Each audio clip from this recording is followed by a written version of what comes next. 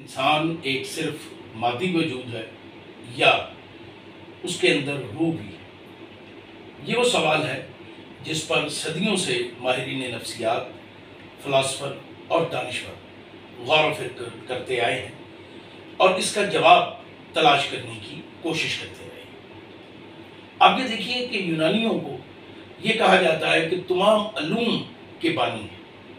انہی میں سے ایک ارسطوٹل، جسے ہمارے ہاں ارسطو کہا جاتا ہے، اس نے ایک کتاب لکھی ڈی اینیما، جس کا مطلب روح یا سانس کے ہے، اور اسے ہم نفسیات کی پہلی کتاب کنسیڈر کرتے ہیں۔ اس کے بعد ایک لمبا سفر ہے جس میں مختلف فلاسفر، دانشور، صوفیہ اور انسانی وجود سے بحث کرنے والے لوگ انسان کو ایک روحانی وجود کے طور پر دیکھتے چلے آئے ہیں۔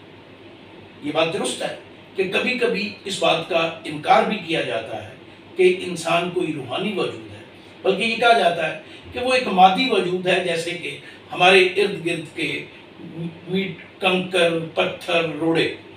لیکن ظاہر ہے کہ انسانی شعور اس جواب کو قبول نہیں کرتا۔ انسان میں بہت سی ایسی کوالٹیز ہیں جو دوسرے جانداروں میں نہیں ہیں، بہت سی ایسی خوبیاں ہیں جو ان جانوروں میں بھی نہیں پائی جاتی جن کے بارے میں ہمارا خیال ہے کہ وہ ہمارے قریب ترین لوگ اسپیسیز میں سے ہیں۔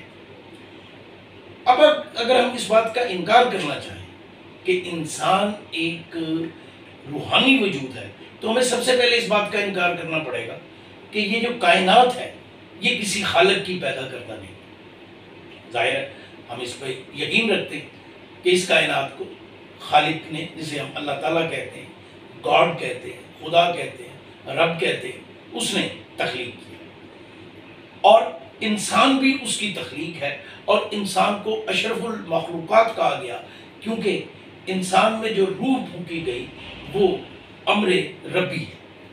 تو یوں ہم بڑی آسانی سے بات کرتے ہوئے کہیں گے کہ انسان ایک روحانی وجود ہے۔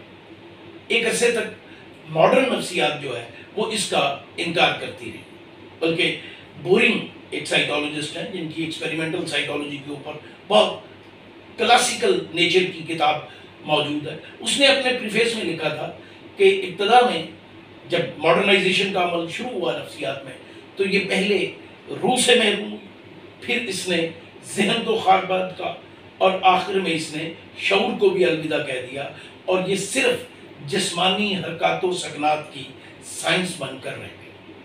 اب ظاہر ہے کہ معاملہ وہاں سے چلتے ہوئے 21ویں صدی میں جہاں تک آیا ہے، وہاں اس بات کی بہت واضح شہادتیں ہمارے پاس موجود ہیں کہ نفسیات کی بہت سی تحقیقات اس جانب اشارہ کر رہی ہیں کہ نفسیات ایک ایسا علم ہے جو صرف انسان کے مادی وجود سے بحث نہیں کرتا۔ مثلا آج کل پازیٹیو سائیکالوجی کو بہت امپورٹنس دی جاتی ہے۔ پازیٹیو سائیکالوجی میں ایک بہت اہم ٹاپک ہے جسے ہم گریٹیٹیوڈ کا نام دیتے ہیں۔ اب اگر شکر کرنا کوئی معنی رکھتا ہے، انسان کے شعور میں اس کی کوئی اہمیت ہے، انسانی کردار پر اس کے کچھ اثرات ہیں، تو پھر یہ کیسے ممکن ہے کہ انسان صرف ایک مادی وجود ہے؟ جو ماڈرن سائیکالوجی ہے، اس نے ایک لمبا سفر پچھلے 150 سالوں میں طے کیا ہے۔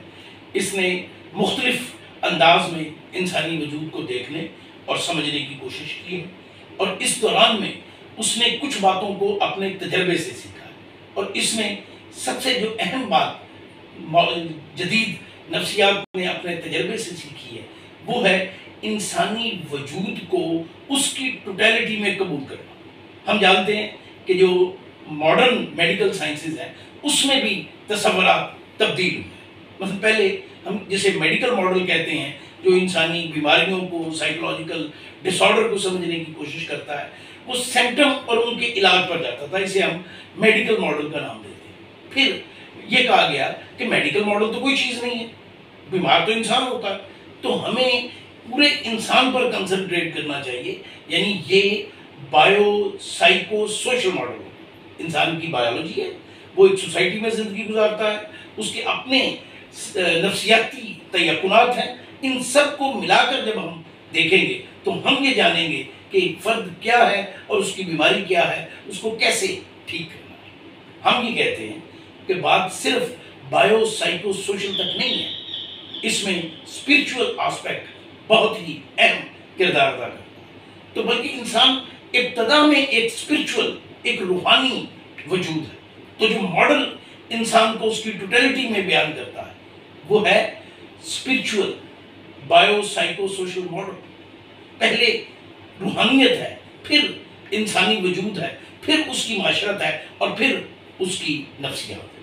تو انسان کو سمجھنے کا یہ ماڈل جو ہے، اس میں تفصیلی بات ہم اگلے ویلاگ میں کریں گے۔